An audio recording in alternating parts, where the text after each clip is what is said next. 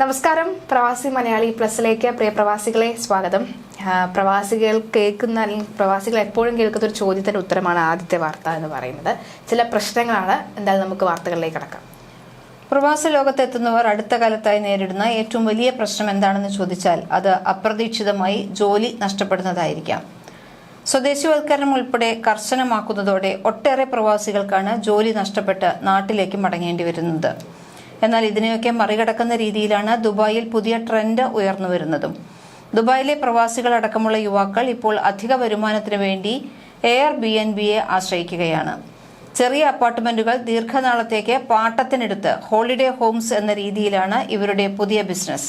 ചിലർ ദുബായിൽ ഹ്രസ്വകാലത്തേക്ക് വാടകയ്ക്ക് പ്രത്യേകം പ്രോപ്പർട്ടികൾ വാങ്ങുന്നു. ഈ വീടുകൾ മനോഹരമായി ഫർണിഷ് ചെയ്തും സൗകര്യങ്ങൾ ഏർപ്പെടുത്തിയുമാണ് ഇവർ അതിഥികളെ ക്ഷണിക്കുന്നത്. UK സ്വദേശിയായ ചെയിൻ ഹോഗൺ എന്ന 23-കാരി അപ്രതീക്ഷിതമായാണ് ദുബായിലേക്ക് എത്തുന്നത്. ജോലിയോ വ്യക്തമായ പദ്ധതിയോ ഇല്ലാതെയാണ് ഹോഗൺ ദുബായിലേക്ക് വിമാനമിറങ്ങുന്നത്. മാസങ്ങൾക്കുള്ളിൽ ഹോഗൺ ഒരു അപ്പാർട്ട്മെന്റ് സ്വന്തമാക്കി എയർബിഎൻബി ബിസിനസ് ആരംഭിച്ചു. തനിക്ക് അറിവോ പരിചയമോ ഇല്ലാത്ത മേഖലയായിരുന്നു ഇതെന്നാണ് ഹോഗൻ പറയുന്നത്. 2 കിടപ്പുമുറികളുള്ള ഒരു അപ്പാർട്ട്മെന്റിലാണ് ഞാൻ ബിസിനസ് ആരംഭിച്ചത് എന്നാണ് പറഞ്ഞത്. ഏകദേശം 10 പ്രോപ്പർട്ടികളുടെ ഒരു പോർട്ട്ഫോളിയോയായി ഇതിപ്പോൾ വളർന്നിരിക്കുന്നു.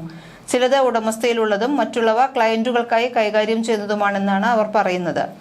ശൈത്യകാലത്താണ് എയർബിഎൻബിക്ക് ഏറ്റവും ഡിമാൻഡ് ഉള്ളത്, പ്രത്യേകിച്ച് ഡിസംബർ അവസാനത്തോടെ. ഈ സമയത്ത് UAEയിലേക്ക് വിനോദസഞ്ചാരികൾ ഒഴുകുന്ന സമയമാണ്. വേനൽക്കാലത്തുണ്ടാകുന്ന ബിസിനസ്സിലെ കുറവ് ഈ സമയത്ത് കൂട്ടിച്ചേർക്കാൻ സാധിക്കും. നിയമങ്ങൾ കൃത്യമായി മനസ്സിലാക്കണം. കെട്ടിട സുരക്ഷയും മറ്റു കാര്യങ്ങൾ മാനേജ് ചെയ്യുന്നതിലും ഒരു വിട്ടുവീഴ്ചയും ഉണ്ടാകരുത്. തുടക്കം ബുദ്ധിമുട്ടാകുമെങ്കിലും കാര്യങ്ങൾ കൃത്യമായി പഠിച്ചാൽ എല്ലാം വളരെ എളുപ്പമാണെന്നാണ് ഹോഗൻ പറയുന്നത്. എനിക്ക് തോന്നുന്നു അതൊരു വ്യക്തമായ ബിസിനസ് ഐഡിയയാണ്. പക്ഷേ ശ്രദ്ധിച്ചിട്ടുണ്ടെങ്കിൽ പണി കിട്ടുകയും ചെയ്യും. കാരണം ഇപ്പോൾ കൂടുതൽ കർശനമാക്കിയിട്ടുണ്ട് അവിടുത്തെ അതെ ഫ്ലാറ്റിന്റെയും അതുപോലെ തന്നെ 1 BHKയുടെയും. ഇനി നമ്മൾ പറയാൻ പോകുന്നതും ഷെയറിങ് അത്ര നല്ലതല്ല എന്ന് പറയുന്ന വാർത്തയൊക്കെ വരുന്നുണ്ട്. എന്തായാലും ഒരു എക്സ്ട്രാ ഇൻകം എന്ന് പറയുന്നത് എപ്പോഴും നമുക്ക് നല്ലത് തന്നെയാണ്. അതിലേക്ക് ശ്രദ്ധ കേന്ദ്രീകരിക്കുന്നത് എപ്പോഴും ഒരു വരുമാനത്തിന് മാത്രം നമ്മൾ ശ്രദ്ധിക്കാതെ, പ്രത്യേകിച്ച് ഈ സ്വദേശീയവൽക്കരണമൊക്കെ വരുമ്പോൾ കഴിഞ്ഞ ദിവസവും നമ്മൾ അതുമായി ബന്ധപ്പെട്ട വാർത്തകൾ പറഞ്ഞിരുന്നു. ഇത്തരം ബിസിനസ്സുകൾ തുടങ്ങുമ്പോൾ അതിനെക്കുറിച്ച് നന്നായി പഠിച്ചതിന് ശേഷം മാത്രം ഇറങ്ങുക, പ്രത്യേകിച്ചും ദുബായ് പോലെയുള്ള നിയമം കർശനമായ രാജ്യങ്ങളിൽ ചെല്ലുമ്പോൾ. മറ്റു വാർത്തയിലേക്ക് പോവുകയാണ്. ഒരു തവണയെങ്കിലും മലയാളികൾ കാണാൻ കൊതിക്കുന്ന ഗൾഫ് നഗരമാണ് ദുബായ്. മറ്റുള്ള ഗൾഫ് രാജ്യങ്ങളുമായി താരതമ്യം ചെയ്യുമ്പോൾ ദുബായിൽ ഒട്ടനവധി പ്രത്യേകതകളുണ്ട്. അതിലൊന്നാണ് ലോകത്തിലെ തന്നെ ഏറ്റവും ഉയരം കൂടിയ കെട്ടിടമായ ബുർജ് ഖലീഫ. ദുബായ് നഗരങ്ങളിലെ രാത്രികാല ജീവിതവും ഷോപ്പിംഗ് മാളുകളും മറ്റും പ്രത്യേകതകളുണ്ട് ഇവിടെ. ദുബായിലെത്തി ഇക്കാര്യങ്ങൾ ആസ്വദിക്കുക എന്നത് വലിയ സാമ്പത്തിക ശേഷിയുള്ളവർക്ക് മാത്രമേ സാധിക്കുകയുള്ളൂ എന്ന ധാരണ ചിലർക്കെങ്കിലും ഉണ്ട്. എന്നാൽ ആ ധാരണ തെറ്റാണ് എന്ന് തെളിയിച്ചിരിക്കുകയാണ് ഇന്ത്യക്കാരനായ ഒരു social media influencer. Kash Chaudhary എന്ന യുവാവ് അടുത്തിടെ ഒരു യൂട്യൂബ് വീഡിയോ പങ്കുവച്ചിരുന്നു. ഇതിലാണ് ദുബായിലെ ഒരു ദിവസം ചെലവഴിക്കാൻ വെറും 1000 രൂപ, അതായത് ഏകദേശം 41.68 ദിർഹം മതിയെന്ന് വാദിക്കുന്നത്. ഒരു ബോട്ട് സ്റ്റേഷനിൽ നിന്നാണ് ചൗധരി തന്റെ ഒരു ദിവസം ആരംഭിച്ചത്. 1 ദിർഹം കൊടുത്താണ് യുവാവ് യാത്ര തുടങ്ങിയത്. ചെറിയ നിരക്കിലൂടെ യാത്ര ചെയ്ത് ദുബായ് നഗരത്തിന്റെ ഭംഗി ആസ്വദിക്കാമെന്നും വീഡിയോയിൽ പറയുന്നുണ്ട്. തുടർന്ന് യുവാവ് രാവിലത്തെ ഭക്ഷണം കഴിക്കാനായി ദേശി ദേരയിലാണ് എത്തിയത്. അവിടെ ഇന്ത്യൻ വിഭവങ്ങൾക്ക് പേരുകേട്ട ഭക്ഷണശാലയിൽ നിന്ന് ആലു പറാട്ടയും ഫ്രഷ് മിൽക്ക് ചായയും കഴിച്ചു. 11 ദിർഹമാണ് ഭക്ഷണം കഴിക്കാനായി ചെലവായത്. അവിടെ നിന്ന് 1.5 ദിർഹം, അതായത് 1.5 ദിർഹം വില വരുന്ന ഒരു കുപ്പിവെള്ളവും വാങ്ങി. തുടർന്ന് യുവാവ് വിവിധ ഷോപ്പിംഗ് മാളുകളിലേക്കാണ് പോയത്. അവിടെ നിന്ന് ഈ ഫ്രൂട്ട് ടീയും ചോക്ലേറ്റും വാങ്ങി. 10 ദിർഹമാണ് ചെലവായത്. അടുത്ത ലക്ഷ്യം ബുർജ് ഖലീഫ സന്ദർശിക്കുക എന്നായിരുന്നു. 8 ദിർഹമാണ് ടിക്കറ്റ് നിരക്ക്. ഒരു ദിവസം അവസാനിച്ചപ്പോൾ ചൗധരിക്ക് ആകെ ചെലവായത് 1000 രൂപ മാത്രമാണ്. ഒരേ ഭക്ഷണശാലയിൽ നിന്ന് 3 നേരവും ഭക്ഷണം കഴിക്കുകയാണെങ്കിൽ ചെലവ് നന്നായി ചുരുക്കാമെന്നും ചൗധരി പറയുന്നുണ്ട്. എന്തായാലും ഈ പറയുന്ന പോലെ തന്നെ നമ്മൾക്ക് മലയാളികൾക്ക് എല്ലാവർക്കും ആഗ്രഹം കാണും അവിടെ ഒന്ന് ദുബായ് ഒന്ന് കാണുക, ബുർജ് ഖലീഫ ഒന്ന് കാണുക എന്നത് പലരുടെയും ഒരു സ്വപ്നമായി അത് മാറിയിരിക്കണം. പക്ഷെ ഇപ്പോൾ ഇങ്ങനെയൊക്കെ തന്നെ നമുക്ക് ചെലവ് കുറച്ച് യാത്ര ചെയ്യുകയാണെങ്കിൽ അതിന്റെ ചെലവാണല്ലോ നമ്മളെ പല യാത്രയിൽ നിന്നും തടസ്സപ്പെടുത്തുന്ന ഒരു വസ്തു എന്ന് പറയുന്നത്. ഇങ്ങനെ ബഡ്ജറ്റ് ഫ്രണ്ട്ലി ആയിട്ട് പോവുകയാണെങ്കിൽ നിങ്ങൾക്കും ദുബായ് കാണാം എന്നാണ് ഇവിടെ പറയുന്നത്. കുറച്ചുകൂടി വ്യക്തമായി മനസ്സിലാക്കിയതിനു ശേഷം മാത്രം യാത്ര തിരിക്കുക. പ്രവാസികളുടെ സ്വപ്നങ്ങൾക്ക് നിറം പകർന്നുകൊണ്ട് അബുദാബി ബിഗ് ടിക്കറ്റിന്റെ സെപ്റ്റംബറിലെ ആദ്യ നറുക്കെടുപ്പിൽ ഭാഗ്യം തേടിയെത്തിയത് 3 മലയാളിയടക്കം 4 പേരെ. ബംഗ്ലാദേശിൽ നിന്നുള്ളവരാണ് മറ്റു ഭാഗ്യശാലികൾ. ഓരോരുത്തർക്കും ലഭിച്ചത് 50,000 ദിർഹം, ഏകദേശം 11.9 ലക്ഷം രൂപ. അബുദാബിയിൽ 12 വർഷമായി ഇലക്ട്രീഷ്യനായി ജോലി ചെയ്യുന്ന ജിബിൻ പീറ്റർ, അബുദാബിയിൽ തന്നെ ജോലി ചെയ്യുന്ന അഭിലാഷ് കുഞ്ഞപ്പി, ബിജു ജോസ് എന്നിവരാണ് മലയാളി ഭാഗ്യവാന്മാർ. ഗ്രൂപ്പായി ടിക്കറ്റ് എടുത്താണ് ജിബിൻ പീറ്ററിനും അഭിലാഷ് കുഞ്ഞപ്പിക്കും സമ്മാനം സ്വന്തമാക്കിയത്. 20 പേർ അടങ്ങുന്ന ഒരു സംഘത്തോടൊപ്പം കഴിഞ്ഞ 6 മാസമായി ടിക്കറ്റ് എടുക്കുന്ന ആളാണ് ജിബിൻ പീറ്റർ. 2 എണ്ണം വാങ്ങുമ്പോൾ 2 എണ്ണം സൗജന്യം എന്ന ഓഫറിൽ ലഭിച്ച സൗജന്യ ടിക്കറ്റിനാണ് ജിബിനെ സമ്മാനത്തിന് അർഹനാക്കിയത്. അപ്രതീക്ഷിതമായി ലഭിച്ച ഈ വിജയം ഏറെ സന്തോഷം നൽകിയെന്ന് ജിബിൻ പറയുന്നു. അഭിലാഷ് കുഞ്ഞപ്പിയും കൂട്ടുകാരുമായി ചേർന്നാണ് ടിക്കറ്റ് എടുത്തത്. 10 പേരുള്ള തങ്ങളുടെ കൂട്ടായ്മ വിജയം കണ്ടതിൽ അതിയായ സന്തോഷമുണ്ടെന്നും ഈ തുക എല്ലാവരും പങ്കിട്ടെടുക്കണമെന്നും അദ്ദേഹം വ്യക്തമാക്കി. കൂട്ടായ പരിശ്രമങ്ങൾക്ക് ലഭിച്ച അംഗീകാരമായി ഈ വിജയത്തെ കാണുന്നുവെന്ന് അഭിലാഷ് പറഞ്ഞു. സെപ്റ്റംബർ 4-ന് ഓൺലൈനായി ടിക്കറ്റ് എടുത്ത ബിജു ജോസിന്റെ 2792333376 എന്ന ടിക്കറ്റ് നമ്പറിനാണ് സമ്മാനം ലഭിച്ചത്. കഴിഞ്ഞ 28 വർഷമായി ദുബായിൽ താമസിക്കുന്ന ബംഗ്ലാദേശ് സ്വദേശി മുഹമ്മദ് മംനൂർ റഹ്മാൻ നസ്രുള്ളയും വിജയികളിൽ ഉൾപ്പെടുന്നു. കഴിഞ്ഞ 3 വർഷമായി മുടങ്ങാതെ ടിക്കറ്റ് എടുക്കുന്ന വ്യക്തിയാണ് 53 വയസ്സുകാരനായ ഇദ്ദേഹം.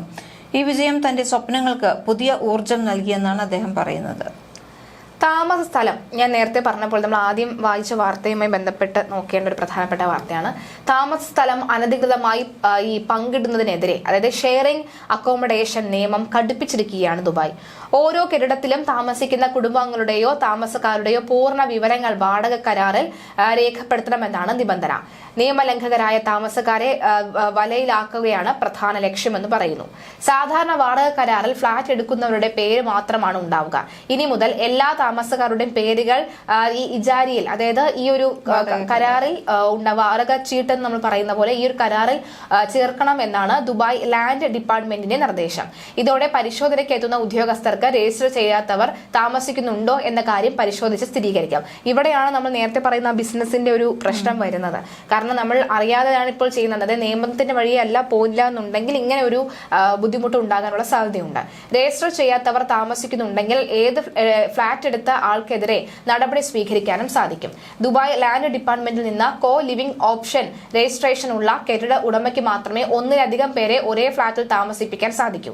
കെട്ടിട ഉടമ നേരിട്ട് മുറികൾ നൽകുകയാണെങ്കിൽ ഓരോ മുറികൾക്കും പ്രത്യേക വാടക കരാർ രജിസ്റ്റർ ചെയ്യണമെന്നും നിബന്ധനയുണ്ട്. ഇങ്ങനെ നൽകുന്ന മുറിയിൽ ഒന്നിലേറെ പേർ താമസിക്കുന്നുണ്ടെങ്കിൽ സുതാര്യത ഉറപ്പാക്കാൻ ഓരോ താമസക്കാരനും ഇജാരിയയിൽ രജിസ്റ്റർ ചെയ്യണമെന്നും നിർദ്ദേശിക്കുന്നുണ്ട്.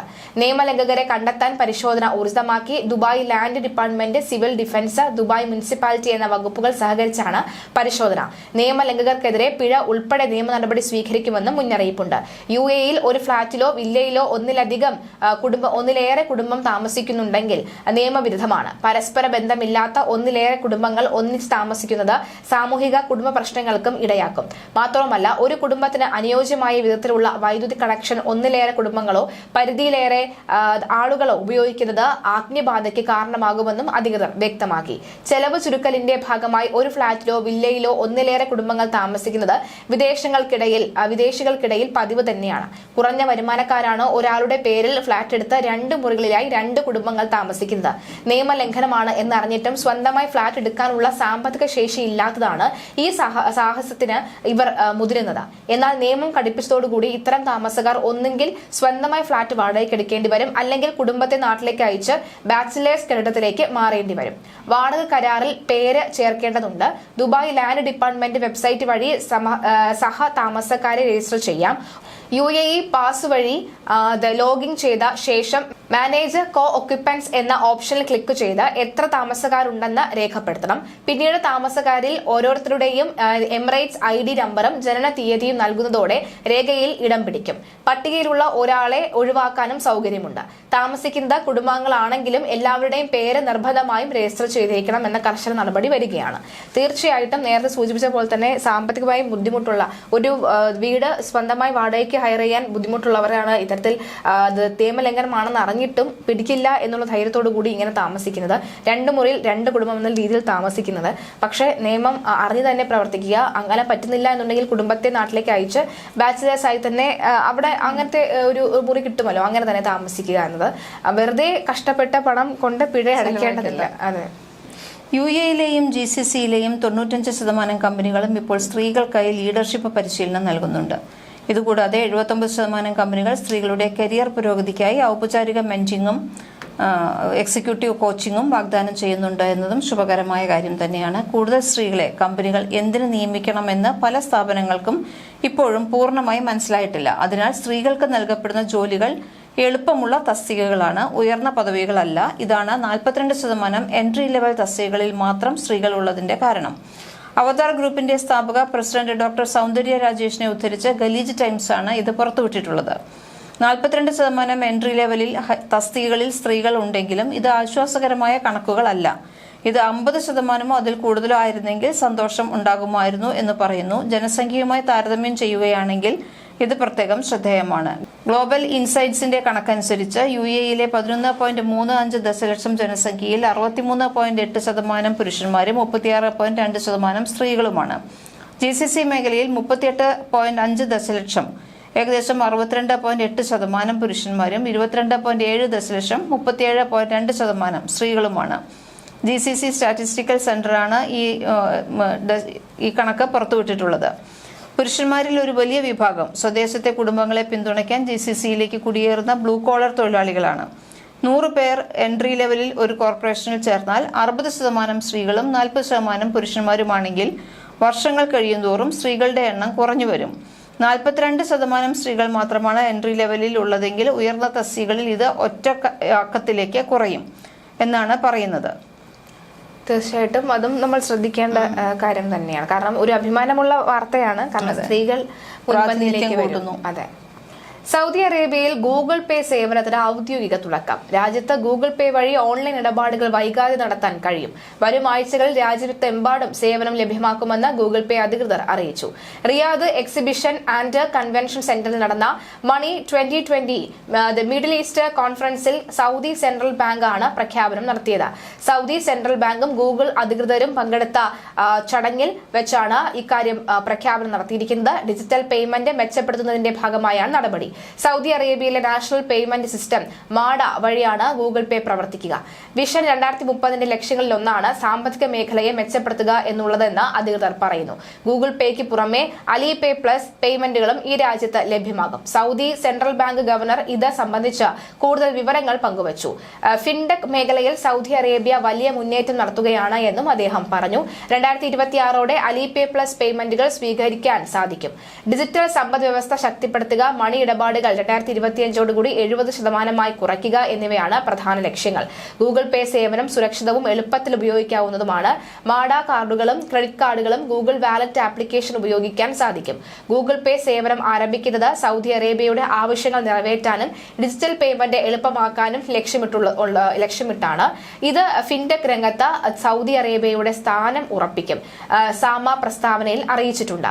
അലി പേ പ്ലസ് ഉപയോഗിക്കുന്ന വിദേശികൾക്ക് സൗദിയിലെ കടകളിൽ സുരക്ഷിതമായി പണം നൽകാൻ കഴിയും.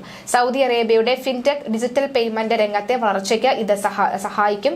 2022 അവസാനത്തോടെ 82 ഫിൻടെക് കമ്പനികൾ ഉണ്ടായിരുന്നത് 2024 ഓഗസ്റ്റിൽ 281 ഉയർന്നു എന്ന് സമ ഗവർണർ ഐമാൻ അൽ സായിരി പറയുന്നു.